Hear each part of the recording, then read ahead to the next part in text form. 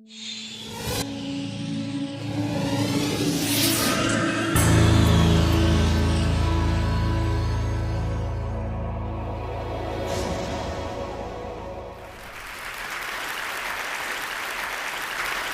few years ago, I felt like I was stuck in a rut. So I decided to follow in the footsteps of the great American philosopher, Morgan Spurlock. Beberapa tahun yang lalu, saya merasa kehilangan arah. Sehingga saya akhirnya memutuskan untuk mengikuti jejak filosof ternama Amerika yang bernama Morgan Spurlock. And try something new for 30 days. The idea is actually pretty simple. Dan mencoba sesuatu hal yang baru selama 30 hari. Dan sebenarnya hal ini adalah hal yang sangat simpel. Think about something you've always wanted to add to your life and try it for the next 30 days. Pikirkan sesuatu yang benar-benar kita inginkan dalam kehidupan ini selama 30 hari. It turns out 30 days is just about the right amount of time to add a new habit or subtract a habit, like watching the news, from your life. Ketika sudah melewati 30 hari itu hanyalah masalah waktu saja. Dan itu adalah hal yang sangat singkat untuk membiasakan hal yang baru dan mungkin bisa menghilangkan kebiasaan yang lama. There's a few things that I learned while doing these 30-day challenges. The first was, instead of the months flying by forgotten, the time was much more memorable. Ada beberapa hal yang saya ambil dari tantangan 30 hari ini.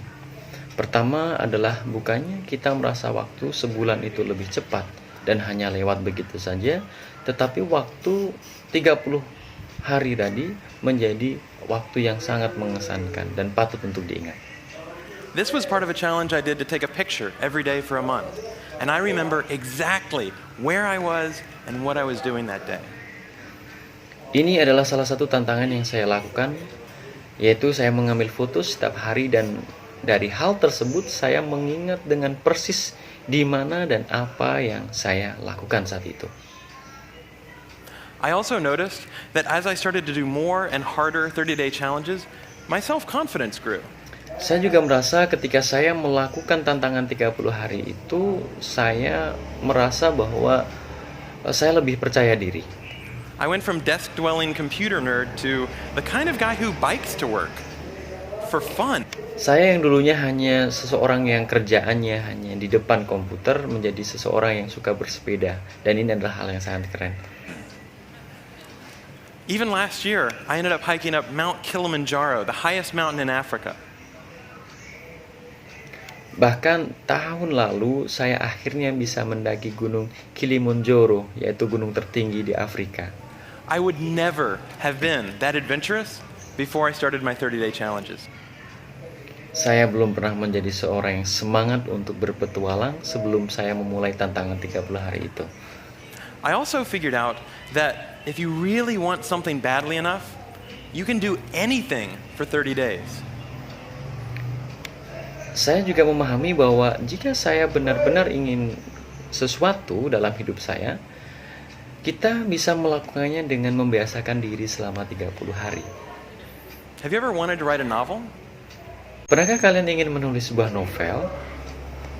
Every November, tens of thousands of people try to write their own 50,000-word novel from scratch in 30 days. Setiap bulan November, 10.000 orang mencoba menulis 50.000 kata mereka dalam novelnya selama 30 hari. It turns out, all you have to do is write 1,667 words a day for a month. Ternyata, yang harus kita lakukan adalah hanya menulis beberapa ratus kata per hari selama sebulan. So I did. By the way, the secret is not to go to sleep until you've written your words for the day. Tapi ternyata saya bisa melakukan hal itu. Rahasianya adalah jangan tidur sebelum menyelesaikan itu. You might be sleep deprived, but you'll finish your novel. Kamu mungkin kurang tidur, tapi kamu akan menyelesaikan novel itu. Now, is my book the next great American novel? No, I wrote it in a month. It's awful. Ini adalah buku saya, novel ternama Amerika.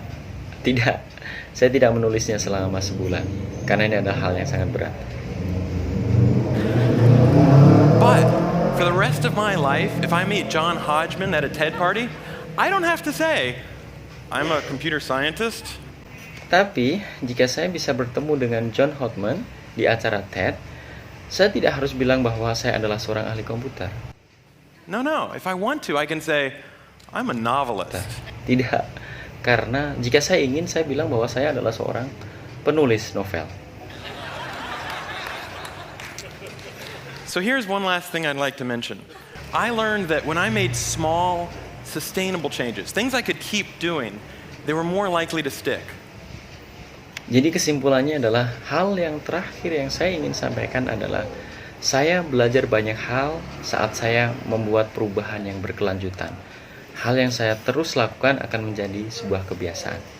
There's nothing wrong with big, crazy challenges. In fact, they're a ton of fun, but they're less likely to stick. Tidak ada yang salah dengan tantangan yang sulit.